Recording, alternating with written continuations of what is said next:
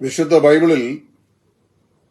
ബൈബിളിന്റെ ഓരോ പുസ്തകങ്ങളിൽ കൂടിയും ലോക രക്ഷിതാവായ യേശുക്രിസ്തുവിനെ ഏത് നിലയിലാണ് പരിശുദ്ധാത്മാവായ ദൈവം അവതരിപ്പിച്ചിട്ടുള്ളത് എന്നുള്ള പഠനത്തിന്റെ ഒരു പരമ്പരയാണ് ഷോർട്ട് വീഡിയോയിൽ 3 മിനിറ്റുകൾ കൊണ്ട് നാം ഈ നാളുകളിൽ ചിന്തിച്ചുകൊണ്ടിരുന്നത്.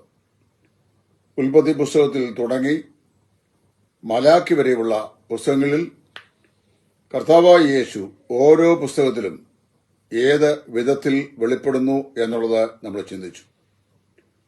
ഇന്ന് പഠിക്കാൻ പോകുന്നത് പുതിയ നിയമത്തിലെ പുസ്തകങ്ങളിൽ ആദ്യ പുസ്തകമായിരുന്ന മത്തായിയുടെ സുവിശേഷത്തിൽ കർത്താവായ യേശു ക്രിസ്തു ഏത് നിലയിൽ അവതരിപ്പിക്കപ്പെട്ടിരിക്കുന്നു എന്നുള്ളതാണ്.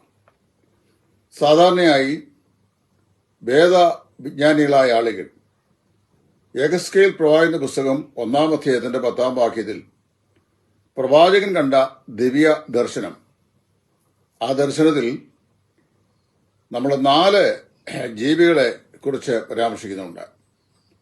സിംഹം, അതായത് സിംഹത്തിന്റെ മുഖം, കാളയുടെ മുഖം, മനുഷ്യമുഖം, കഴുകന്റെ മുഖം. ഈ 4 മുഖങ്ങളോട് ഈ 4 സുവിശേഷങ്ങളെ നിബന്ധിപ്പിച്ചിട്ട് 4 സുവിശേഷങ്ങളിലും യെഹെസ്കേൽ പറയുന്ന ഈ ദർശനത്തിൽ വെളിപ്പെടുന്ന ക്രിസ്തുവിന്റെ ചതുർവിധ ഭാവങ്ങളെയാണ് സുവിശേഷന്മാർ നമ്മുടെ മുമ്പാകെ അവതരിപ്പിക്കുന്നത്. മത്തായി സുവിശേഷകൻ തന്റെ സുവിശേഷം എഴുതുന്നത് യഹൂദന്മാർക്ക് വേണ്ടിയാണ്. യഹൂദന്മാർക്ക് വേണ്ടി എഴുതുമ്പോൾ കർത്താവായ യേശു യഹൂദന്മാരുടെ രാജാവാണ് എന്ന് സ്ഥാപിച്ചുകൊണ്ടാണ് മത്തായി എഴുതുന്നത്. യെഹെസ്കേൽ പ്രവാചകൻ കണ്ട ദർശനത്തിലെ സിംഹമുഖം നമ്മുടെ കർത്താവായ യേശു ക്രിസ്തുവിന്റെ രാജത്വത്തിന്റെ ചിത്രമായി ചിത്രീകരിച്ചുകൊണ്ട് അദ്ദേഹം പറയുകയാണ്.